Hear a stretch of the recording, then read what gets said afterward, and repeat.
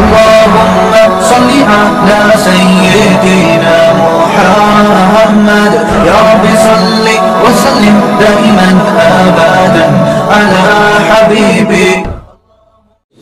تو اللہ نے ہمیں جو قرآن میں احکام دیے ہیں نا، اسلام کی سب سے بڑی خوبی خدا کی قسم یہ ہے، فطرت اللہ التی فطر الناس علیہا، فرمائی یہ وہ نیچر ہے، یہ وہ فطرت ہے جس پر میں نے تمہیں پیدا کیا ہے، اس میں فطرت کے خلاف تمہیں کوئی حکم نہیں ہے. اگر اللہ ہمیں یوں حکم دے دیتے چھپکلیاں کھاؤ، کتے بلی کھاؤ، گائے نہیں کھاؤ، مرغی نہیں کھاؤ، تو عجیب سا ہو جاتا نا کہ اللہ کیا کھلا رہا ہے تو ہمیں بھائی.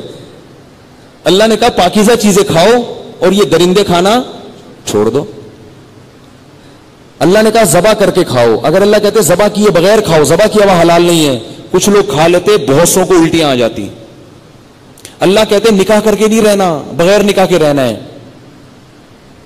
تو بہت سے لوگ جیسے یورپ والے بغیر نکاح کے زندگی تو گزار رہے ہیں، مگر سر جوڑ کے بیٹھے ہوئے، یہ ہماری نسل تباہ ہو رہی ہیں. وہ پریشان ہے یار، اس کو فیملی سسٹم کو کیسے درست لکھ کریں، ہم پریشان ہیں، سر جوڑ کے بیٹھے ہیں، کیا کریں بھائی ہم. تو فطرت کے مطابق چلا دی اللہ تعالیٰ نے نیچر. اگر اللہ کہتے والدین کی نافرمانی کرنی ہے، بڑا مشکل ہو جاتا. بار بار خیال آتا یار یہ میرا باپ ہے، اس نے مجھے کتنا بچپن میں محبت دی، میری ماں ہے، اس نے دودھ پلایا، اور اللہ کہہ رہے ہیں کہ جو یہ کہیں نا اس کے خلاف چل رہے ہیں تم نے. خدا کی قسم بڑا مشکل کام ہو جاتا. ضمیر ملامت کرتا بار بار، اور آپ کو ضمیر کے خلاف چلنا پڑتا. اللہ نے وہی کہا جو ہمارے ضمیر کی آواز ہے. اللہ نے کہا کہ مخلوق میں سب سے پہلا حق کس کا ہے؟ والدین کا. لا تقل لهما اف.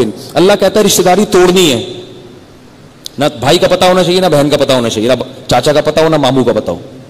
جیسے گوروں کو پتہ ہوتا ہے، پتہ ہی نہیں ہوتا چچا کون ہے، ماموں کون ہے، ابا کا مشکل لگ رہا ہے آج کل پتہ لگنا وہاں پہ. تو سارے اس لیے وہ انکل ہیں، ان کے سب کون ہوتے ہیں؟ انکل. اور ساری عورتیں کیا ہوتی ہیں؟ انٹی. ہمارے ہاں انکل کا جو اصل مفہوم ہے، ابا کے چھوٹے بھائی انکل ہیں، بڑے بھائی تایا ہیں. بڑے چھوٹے کا فرق تو بڑا، وہ اس میں بڑی گہرائی ہے. تو اب اللہ اگر کہہ دیتے کہ ساری رشتہ داری توڑو تو بڑا مشکل ہوتا بھائی سے لڑنا، مشکل کام ہو جاتا نا یار، بھائی ایسے لڑنا بڑا مشکل کام. اللہ اگر کہتے داڑھی کٹاؤ، آپ بتائیں کل اللہ نہ کرے میں داڑھی کاٹ کے بیٹھتا یہاں پہ، آپ کو اچھا لگتا؟ میں یہ جو لوگ کہتے ہیں نا داڑھی کاٹنے میں حسن ہے، یہ اس وقت تک ہے جب تک رکھی نہ ہو. ایک دفعہ رکھ لو، پھر داڑھی میں اللہ نے جو نور رکھا ہے وہ نور آپ کی سمجھ میں آ جائے گا. بغیر داڑھی کا آدمی جب داڑھی رکھتا ہے تو برا نہیں لگتا. داڑھی رکھنے والا آدمی ایک دن کاٹ کے آ جائے نا، کیسی عجیب سی چہرے پہ اس کے ایک بے برکتی سی اور ایک نحوست کے آثار ہوتے ہیں. ہم کہتے ہیں یار یہ کیسا چہرہ ہے، تو پتہ یہ چلا کہ داڑھی میں کیا ہے؟ حسن ہے. ہاں بعض دفعہ ہم فطرت کے خلاف چلتے چلتے اس حسن سے مانوس نہیں رہتے. اب ہمیں کیوں پسند آ رہے ہیں؟ اس لیے کہ ہم دیکھ دیکھ کے عادی ہو چکے ہیں نا ایک چیز کے. جیسے چائنا والے جب بلی کھاتے ہیں تو انہیں تو الٹی نہیں آتی. میں گلگت میں تھا، وہاں ایک کتا ہے سڑا ہوا عجیب سا کتا جا رہا تھا، میں یوں یوں کر کے نا پیچھے ہو رہا تھا. انہوں نے کہا بھی چائنیز نے دیکھ لیا نا اس کو کاٹ کے کھا جائیں گے. میں نے کہا یہ کوئی کھانے کی چیز ہے یار، ایسا تو ہم بکرا نہیں کھاتے، تو کتا ایسا کھا جائیں گے، تو کھا جاتے ہیں. تو وہ تو جب آپ فطرت کے جیسے پہلی دفعہ جھوٹ بولیں گے تو برا لگے گا آپ کو، ضمیر ملامت کرے گا.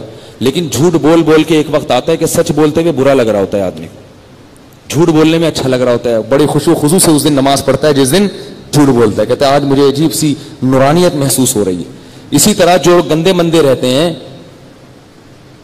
اصل تو کیا ہے، نہاتے ہیں، صاف ستھرے ہوتے ہیں، خوشبو لگاتے ہیں، سکون محسوس ہوتا ہے نا آپ کو بھی، سامنے والے کو بھی. لیکن بھنگی کو نہیں ہوتا. بھنگی کو اگر آپ کچھ دن صاف ستھرا رکھو، وہ کہے گا یار کس عذاب میں ڈال دیا ہے مجھے. تو بھنگی کا ایک بس واقعہ بتا کے میں اپنی بات ختم کرتا ہوں. دو بھنگی جا رہے تھے، ایک بھنگی جا رہا تھا، ہمارے حضرت یہ واقعہ سناتے تھے، عطر کی دکان کے قریب سے گزرا تو دھڑام سے گر کے بے ہوش ہو گیا. ٹھیک ہے نا، خوشبو کی دکان کے قریب سے گزرا اور گر کے بے ہوش. اب پبلک پریشان ہے، اس وقت ایمبولینسیں تو ہوتی نہیں تھی، کوئی جوتے مار رہا ہے، کوئی سر پہ پانی ڈال رہا ہے، کوئی ٹھنڈا بندہ ہوش میں نہیں آیا. تو اس کے بھائی کو فون کیا، وہ بھی بھنگی تھا. بھائی آیا، اس نے حالات کا جائزہ لیا نا، چاروں طرف دیکھا کہ کیا مسئلہ ہوا ہے. ایک دم اس کو دور ایک خوشبو کی دکان نظر آئی. اس نے کہا او آئی سی، سمجھ گیا. اس نے کہا بھائی مسئلہ یہ ہے کہ کہیں سے کہیں گوبر لے کر آؤ. گوبر اس کی ناک کے قریب رکھا، سنگھایا گیا، اٹھ کے وہ ایک دم بیٹھ گیا.